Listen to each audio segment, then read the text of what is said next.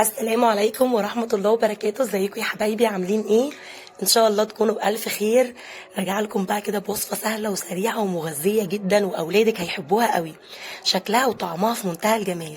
حتى الناس اللي ما بتحبش الكوسة ممكن تحبها بالطريقة دي. شايفين بقى الكوسه شكلها حلو ازاي وطعمها حلو قوي قوي قوي. برضو من الاكلات اللي مش تقف في المطبخ كتير ومش هتاخد منك مواعين كتير ولا وقت طويل. ويلا بينا على طول اقول لك على الطريقه. كان معايا نص كيلو بس من اللحمه المفرومه. ضربت لهم كده في الكبه بصلتين كده بحجم وسط او بصلايه كبيره. عايزه تبشريهم ابشريهم. هننزل بالبصل عادي كده على اللحمه. وبعدين طماطميه كبيره مقطعينها مكعبات. وقرن فلفل حامي كده مع فص ثوم. تقدري تستغني عن القرن فلفل حامي لو مش حابه، بس هو بصراحه يديها طعم حلو قوي، مش هيخليها سبايسي خالص. وخضره محشي بقى كزبره وشبت وبقدونس. من كل حاجه حاطه حزمه كده.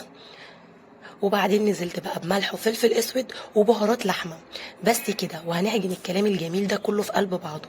انا كنت مقوره الكوسه كويس قوي وشايله التقوير بتاعها على جنب. هننزل كده بمعلقتين كده من معجون الطماطم. وعايزه اقول لك ريحه الخلطه هنا بتبقى حلوه قوي كمان، وانت بتعجنيها بايدك هتشم ريحتها طعمها وريحتها.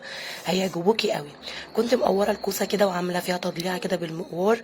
عشان اديها شكل يعني كانك هتحشيها عادي. وهنا تقوير الكوسه بقى كده قطعته. ورصيته كده في قلب الصينيه. وبعدين نزلت عليه بمعلقتين كبار من الخليط اللحمه اللي احنا عاملينه. عايزه اقول لك حشو الكوسه دوت التقوير بتاعها بيبقى احلى بكتير من طعم الكوسه، طعمها كمان كان حلو قوي. ونزلت عليه باللحمه المتبله كده عشان كمان يبقى طعمه حلو. كسرت بقى فيه كده وظبطته. وبعدين هنمسك الكوسه بتاعتنا ونحشيها بقى من الخليط اللي احنا عاملينه. عايزه اقول لك بقى طبعا ما فيهوش رز. فهقملي الكوسيه عادي، مش هتخافيش، مش هتنفش منك ولا حاجه. هنعمل الرز في حله تانية. يعني هي صينيه الكوسه وحله الرز. وشويه سلطه بلدي، ومش قادره اقول لك بقى على الجمال. احشي الكوسه بتاعتك كويس قوي. عايزه اقول لك انا كنت جايبه كيلو ونص من الكوسه. مقوروها. وكمان اتبقى مني من اللحمه، يعني كميه اللحمه كانت كبيره. وما بعمل الوصفه دي مش بعمل جنبها لحمه ولا فراخ خالص. وبستكفى باللحمه اللي جوه الكوسه. هنحشي بقى الكوسه كده وهتمليها كويس من اللحمه المفرومه. بالخليط اللي احنا عاملينه ده. وبعدين بقى هنرصها في الصينيه. بعد ما خلصت كميه الكوسه. لقيت معايا شويه لحمه باقيين، هرفع كده الكوسه وهنزل باللحمه. عايزه اقولك بقى الخليط اللي من تحت دوت كان مليان من اللحمه دي.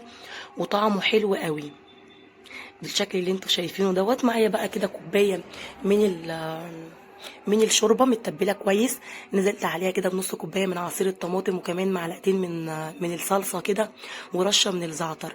الشوربه بتاعتك لو متظبطه كويس ومتحيقه خلاص. ولو مش متحيقه ظبطي الملح بتاعها والفلفل. وسقيت بقى بيها الكوسه بالشكل ده. هغطيها بورق فويل ودخلتها فرن كده والع. على درجه حراره 200. انا مولعه الفرن من فوق ومن تحت. هي هتاخد مني نص ساعه، انا نص ساعه بس كنت مغطياها. والنص ساعه التانيه شلت ورق الفويل عشان تاخد لون حلو قوي. من فوق ومن تحت وتاخد تحميره حلوه قوي كده. حطيت بقى كده في حله مكعبين من الزبده ومعلقتين من الزيت. ونزلت كده بكام حبايه من المستكه والحبهان. عايزه اقول لك المستكه والحبهان بيودوا الرز ابو شعريه والرز الابيض في حته تانية خالص. جربيه بس بالحبهان والمستكه وادعيلي. هننزل بالشعريه ونحمرها تحميره عاديه خالص. انا بخلي لونها غامق شويه صغيرين. يعني يبقى ذهبي غامق، لان بمجرد ما بحط الرز لونها بيفتح شويه. وبفضل اقلب فيها بقى كده وايدي فيها على طول لحد ما تاخد اللون الحلو ده. بنزل بالرز بقى المغسول كده ومتصفي.